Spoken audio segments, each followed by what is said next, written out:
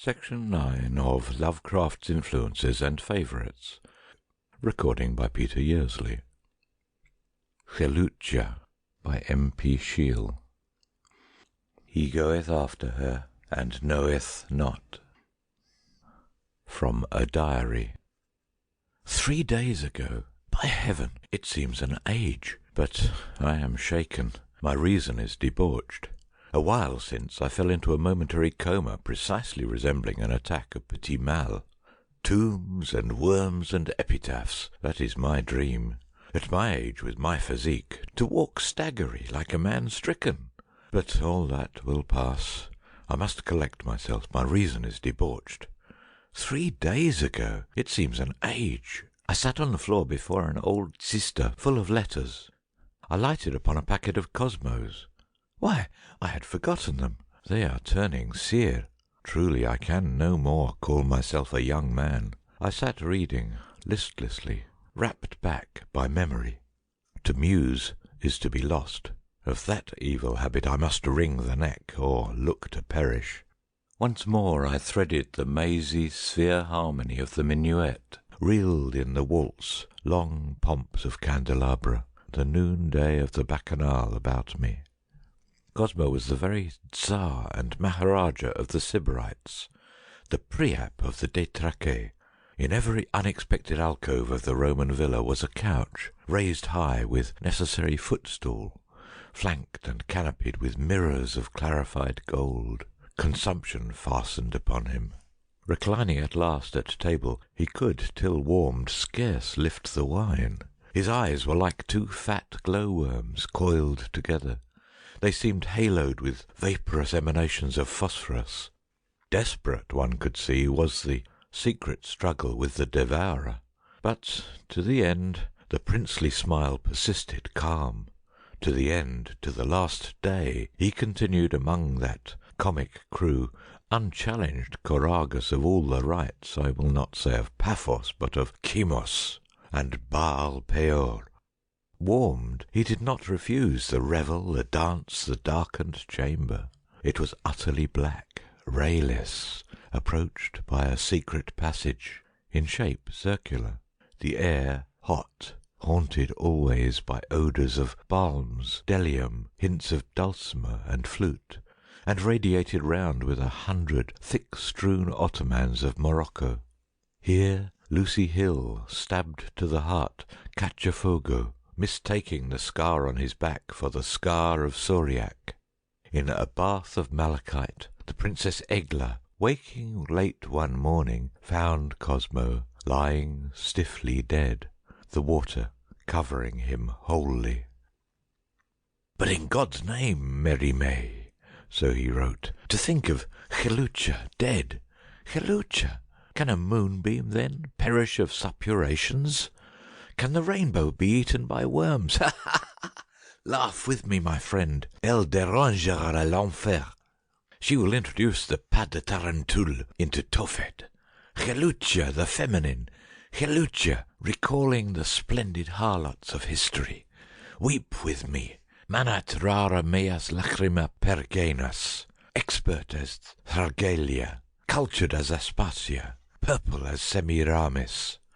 She comprehended the human tabernacle, my friend, its secret springs and tempers, more intimately than any savant of Salamanca who breathes. Tarare, but Xelucha is not dead. Vitality is not mortal. You cannot wrap flame in a shroud. Xelucha! Where then is she? Translated, perhaps, wrapped to a constellation, like the daughter of Leda. She journeyed to Hindostan, accompanied by the train and appurtenances of a Begum, threatening descent upon the Emperor of Tartary. I spoke of the desolation of the West. She kissed me and promised return. Mentioned you too, Mérimée. Her conqueror, Mérimée, destroyer of woman. A breath from the conservatory, rioting among the ambery whiffs of her forelocks, sending it singly a wave over that thulite tint, you know. Costumed cap à pied, she had, my friend, the dainty little completeness of a daisy mirrored bright in the eye of the browsing ox. A simile of Milton had for years, she said, inflamed the lust of her eye. The barren plains of Sericana, where Chineses drive with sails and wind their caney wagons light. I and the Sabaeans, she assured me, wrongly considered flame the whole of being, the other half of things being Aristotle's quintessential light. In the Urania Hierarchia and the Faust book you meet a completeness, burning seraph, cherub full of eyes. Xelucha combined them. She would reconquer the Orient for Dionysius and return. I heard of her blazing at Delhi, drawn in a chariot by lions. Then this rumour, probably false. Indeed, it comes from a source somewhat turgid. Like Odin, Arthur, and the rest, Xelucha will reappear.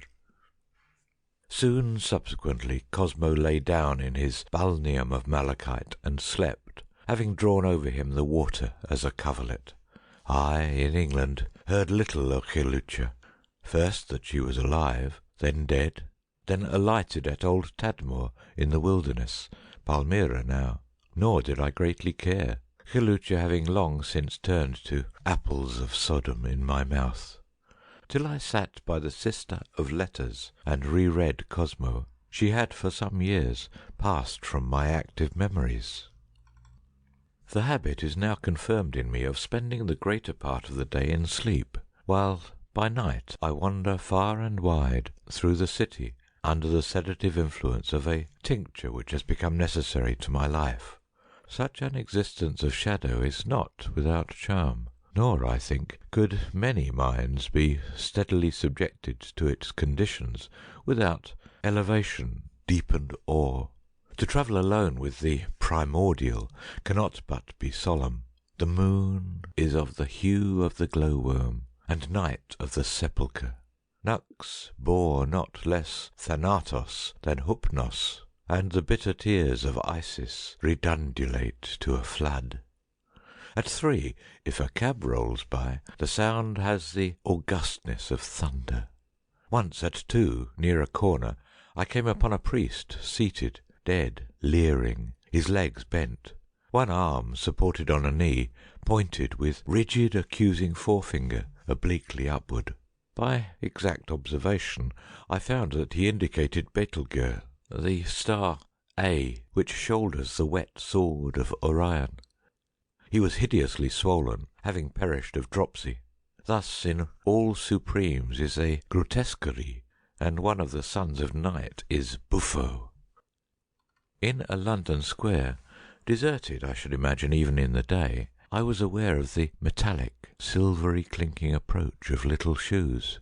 It was 3 in a heavy morning of winter, a day after my rediscovery of Cosmo. I had stood by the railing, regarding the clouds sail as under the sea-legged pilotage of a moon wrapped in cloaks of inclemency. Turning, I saw a little lady very gloriously dressed. She had walked straight to me.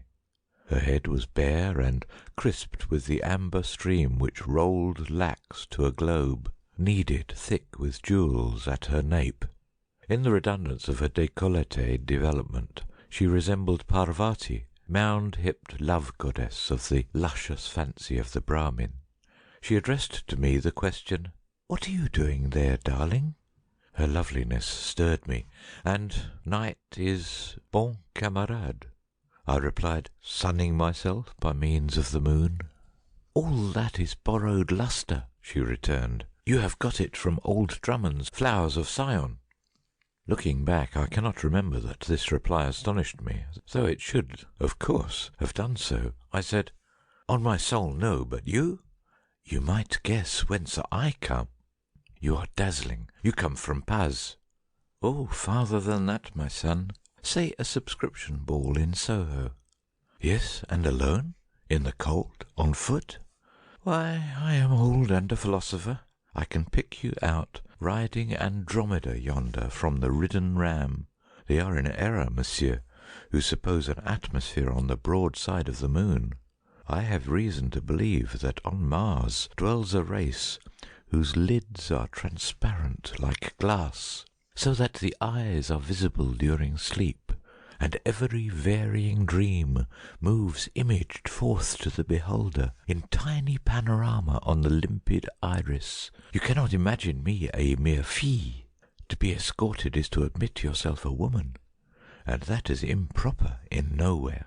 Young Eos drives an equipage à quatre, but Artemis walks alone. Get out of my borrowed light in the name of Diogenes. I am going home.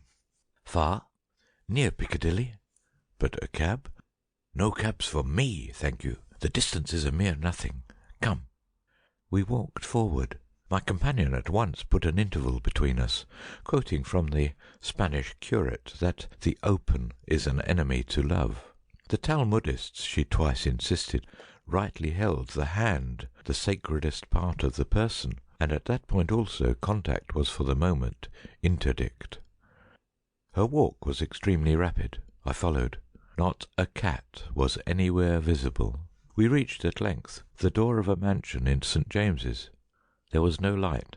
It seemed tenantless, the windows all uncurtained, pasted across some of them with the words "To Let." My companion, however, flitted up the steps, and, beckoning, passed inward. I, following, slammed the door, and was in darkness. I heard her ascend, and presently a region of glimmer above revealed a stairway of marble curving broadly up. On the floor where I stood was no carpet nor furniture. The dust was very thick. I had begun to mount when, to my surprise, she stood by my side, returned, and whispered, "To the very top, darling." She soared nimbly up, anticipating me. Higher. I could no longer doubt that the house was empty but for us. All was a vacuum, full of dust and echoes. But at the top, light streamed from a door, and I entered a good-sized oval saloon at about the centre of the house. I was completely dazzled by the sudden resplendence of the apartment. In the midst was a spread table, square, opulent with gold plate, fruit, dishes, 3 ponderous chandeliers of electric light above, and I noticed also, what was very bizarre, one little candlestick of common tin containing an old soiled curve of tallow on the table. The impression of the whole chamber was one of gorgeousness not less than Assyrian. An ivory couch at the far end was made sun-like by a headpiece of chalcedony, forming a sea for the sport of emerald ichthyosauri. Copper hangings panelled with mirrors in iasperated crystal corresponded with a dome of flame and copper. Yet this latter, I now remember, produced upon my glance an impression of actual grime. My companion reclined on a small sigma couch, raised high to the table level in the Semitic manner, visible to her saffron slippers of satin. She pointed me a seat opposite.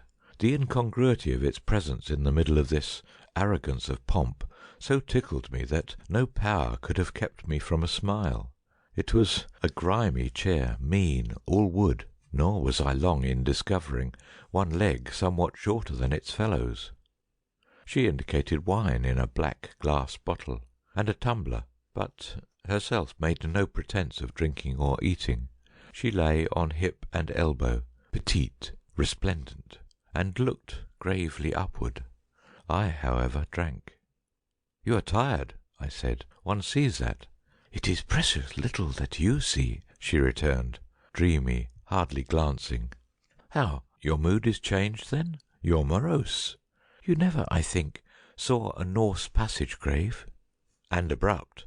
"Never?" "A passage grave? No." "It is worth a journey.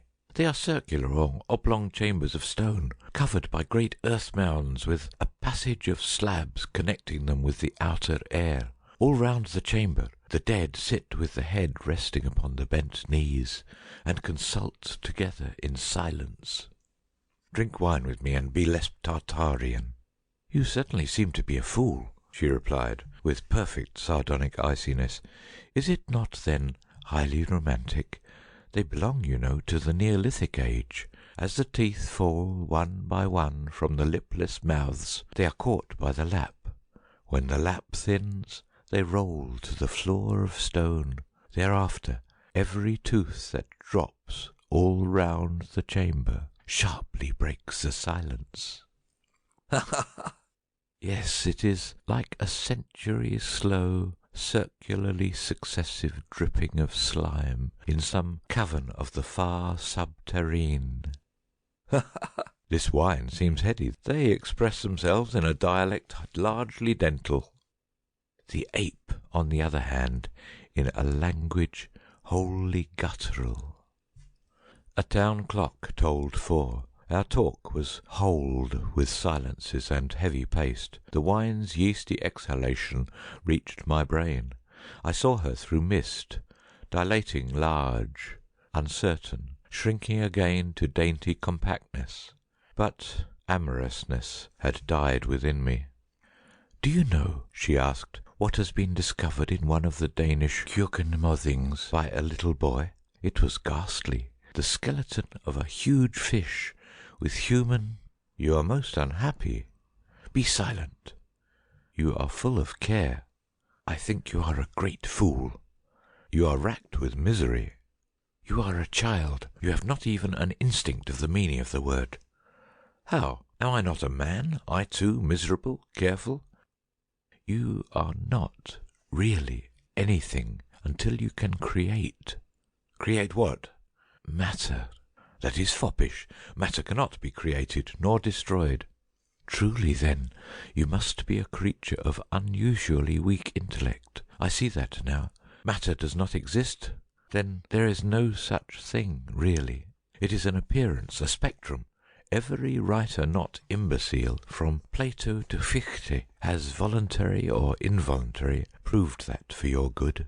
To create it is to produce an impression of its reality upon the senses of others. To destroy it is to wipe a wet rag across a scribbled slate. Perhaps I do not care, since no one can do it." "No one? You are mere embryo." "Who then?" "Anyone whose power of will is equivalent to the gravitating force of a star of the first magnitude." "Ha ha ha! By heaven, you choose to be facetious. Are there then wills of such equivalents?" "There have been 3, the founders of religions. There was a 4th, a cobbler of Herculaneum, whose mere volition induced the cataclysm of Vesuvius in 79, in direct opposition to the gravity of Sirius. There are more fames than you have ever sung, you know. The greater number of disembodied spirits, too, I feel certain." "By heaven, I cannot but think you full of sorrow, poor wight. Come, drink with me. The wine is thick and boon. Is it not Setian? It makes you sway and swell before me, I swear, like a purple cloud of evening." "But you are mere clayey ponderance. I did not know that. You are no companion. Your little interest revolves round the lowest centres." "Come, forget your agonies." "What, think you, is the portion of the buried body first sought by the worm?" "The eyes, the eyes." "You are hideously wrong. You are so utterly at sea." "My God!" She had bent forward with such a rage of contradiction as to approach me closely. A loose gown of amber silk, wide-sleeved, had replaced her ball attire, though at what opportunity I could not guess. Wondering, I noticed it as she now placed her palms far forth upon the table. A sudden wafture, as of spice and orange flowers, mingled with the abhorrent faint odour of mortality, over-ready for the tomb, greeted my sense. A chill crept upon my flesh. "You are so hopelessly at fault." "For God's sake!" "You are so miserably deluded. Not the eyes at all." "Then in heaven's name what?" 5 tolled from a clock. "The uvula, the soft drop of mucous flesh, you know, suspended from the palate above the glottis. They eat through the face-cloth and cheek, or crawl by the lips through a broken tooth filling the mouth. They make straight for it. It is the deliciae of the vault." At her horror of interest I grew sick, at her odour and her words. Some unspeakable sense of insignificance, of debility, held me dumb. "You say I am full of sorrows. You say I am racked with woe, that I gnash with anguish. Well, you are a mere child in intellect. You use words without realization of meaning, like those minds in what Leibniz calls symbolical consciousness. But suppose it were so. It is so. You know nothing. I see you twist and grind. Your eyes are very pale. I thought they were hazel. They are of the faint bluishness of phosphorus shimmerings seen in darkness. That proves nothing. But the white of the sclerotic is dyed to yellow. And you look inward. Why do you look so palely inward, so woe-worn upon your soul? Why can you speak of nothing but the sepulchre and its rottenness? Your eyes seem to me wan with centuries of vigil, with mysteries and millenniums of pain. Pain, but you know so little of it. You are wind and words. Of its philosophy and rationale, nothing. Who knows? I will give you a hint. It is the subconsciousness in conscious creatures of eternity and of eternal loss. The least prick of a pin, not Paean and Aesculapius and the powers of heaven and hell can utterly heal. Of an everlasting loss of pristine wholeness, the conscious body is subconscious, and pain is its sigh at the tragedy. So with all pain, greater the loss. The hugest of losses is, of course, the loss of time. If you lose that, any of it, you plunge at once into the transcendentalisms, the infinitudes of loss. If you lose all of it... But you so wildly exaggerate. Ha ha! You rant, I tell you, of commonplaces with the woe. Hell is where a clear, untrammelled spirit is subconscious of lost time, where it boils and writhes with envy of the living world, hating it forever and all the sons of life. But curb yourself. Drink, I implore, for God's sake, but once. To hasten the snare, that is woe. To drive your ship upon the lighthouse rock, that is Mare. To wake and feel it irrevocably true that you went after her, and the dead were there, and her guests were in the depths of hell, and you did not know it, though you might have.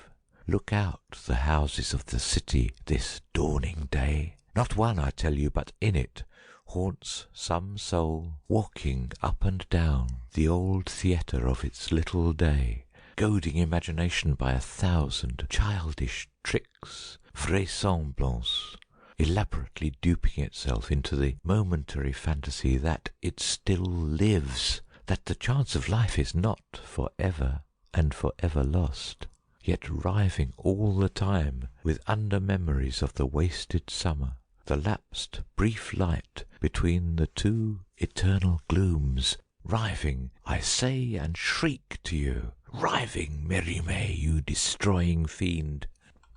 She had sprung, tall now she seemed to me, between couch and table.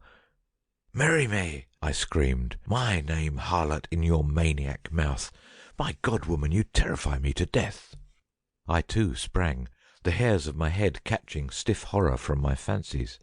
Your name? Can you imagine me ignorant of your name, or anything concerning you? Mare, why did you not sit yesterday and read of me in a letter of Cosmo's? Ah! Hysteria bursting high in sob and laughter from my arid lips. Ah! Ha ha! Xelucha, my memory grows palsied and grey. Xelucha, pity me. My walk is in the very valley of shadow, senile and sere. Observe my hair, Xelucha, its grizzled growth, trepidant, Xelucha, clouded. I am not the man you knew, Xelucha, in the palaces of Cosmo. You are Xelucha. You rave, poor worm, she cried, her face contorted by a species of malicious contempt. Xelucha died of cholera 10 years ago at Antioch. I wiped the froth from her lips. Her nose underwent a green decay before burial. So far sunken into the brain was the left eye. You are Xelucha, I shrieked. Voices now of thunder howl it within my consciousness. And by the holy God, Xelucha, though you blight me with the breath of the hell you are, I shall clasp you, living or damned. I rushed towards her.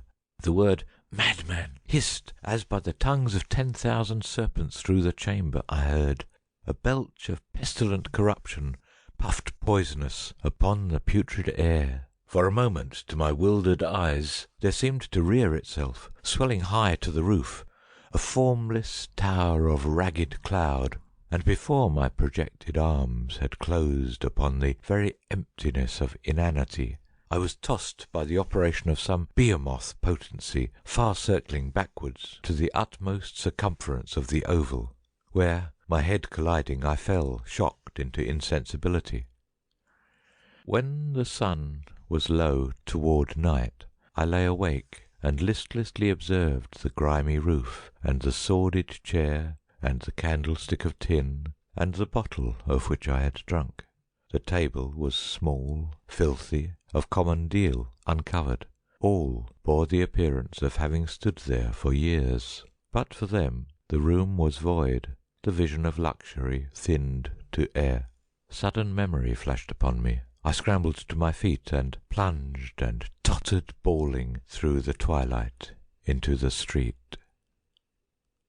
End of Xelucha.